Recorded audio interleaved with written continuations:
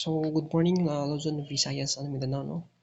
Ato sang i-congrats sa atong nakabalik sa ato ang 439 mga kaswertres, no? So, nag-target siya adto sa 9 p.m. Gabi mga kaswertres, no? So, 439 congratulations, no? Sa nakabalik sa ato ang hearing mga kaswertres, no? Na gipabugnaw lang og usa ka adlaw and then nag-target boom sa 9 p.m. draw mga kaswertres. Kini atong 439 mga kaswertres, no? Nag-undaspat po ni siya ngadto una sa STL mga kaswertres, no? So, diri sa tuwang FB page mga kaswertres, no? So, ato lang i-check ato ang FB page mga kaswertres, no? Okay.